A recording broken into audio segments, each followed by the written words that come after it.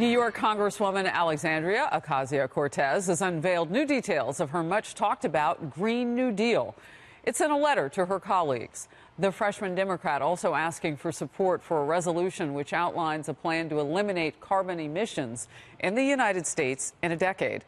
The letter reads, quote, "We call for a national social, industrial, and economic mobilization at a scale not seen since World War II," end quote. Christopher Clack, a physicist and founder of a clean energy consultancy firm, estimates the core of the plan could cost at least $2 trillion. He says, quote, "It's a daunting task, and I'm not sure that the authors of the Green New Deal fully comprehend how much they'll be needed. Or how much they'll need.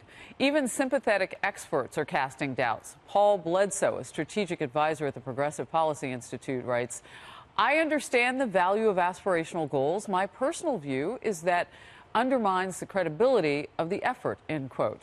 What do you think? I think this is absolutely ridiculous and over the top. She's spending money in her world by trillions of dollars. The problem is that she really is the leader of the Democratic Party at this moment. When she said something, everybody tends to follow it. Every presidential candidate is, "Are you on board?" "Yes, I'm on board." They don't even know the details of the plan. And let me give you a sense of how big this is. If you spent $1 million a day every day, it would take you almost 3,000 years to get to $1 trillion. So you want to go out and spend between $2 and $7 trillion converting. And I always love, by the way, when the Democrats say, well, we got to do everything with electricity. Well, guess how we get electricity in this country? Yeah. Guess what? It comes from fossil fuels. That's how primarily we So, Kennedy, generate. What do you say to the people who push back on what the congressman is saying about the situation with how much money we spend? We have not gotten any smaller with Republicans in control bicameral in the White House, any of it in terms of how big the government is. So we spend a lot of money anyway.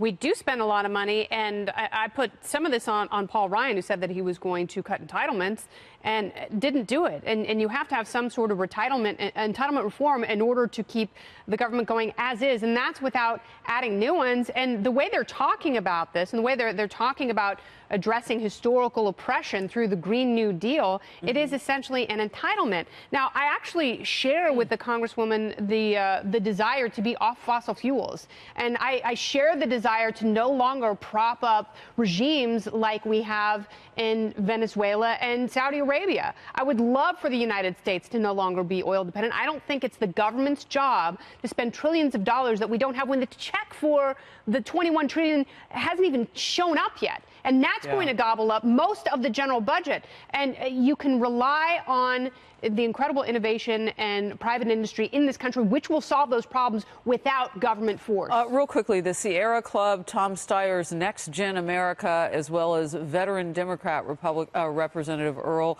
Blumenauer of Oregon, all among the first backers of Ocasio-Cortez's Green New Deal. However, and you pointed this out, all the groups in the memo listed as endorsers, quote, are pending final resolution language.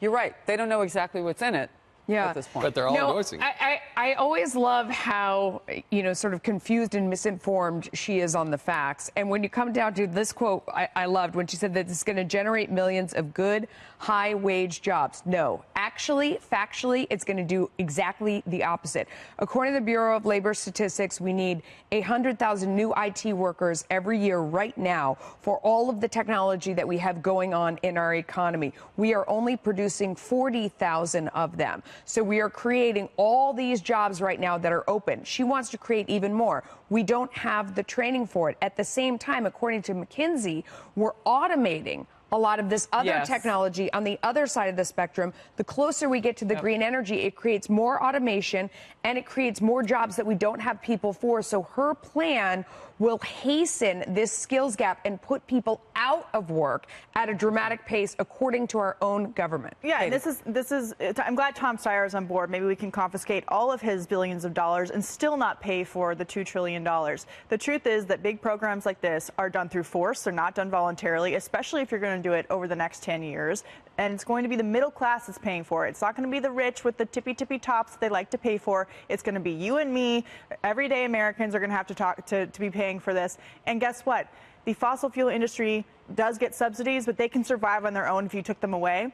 The green energy field cannot survive and will implode without the government propping it up. And by the government continuing to prop it up, it doesn't encourage innovation for new technology because they have a crutch of the American taxpayer. Woo! All right. I think we got it. Well said. We're going to move No to the Green Deal.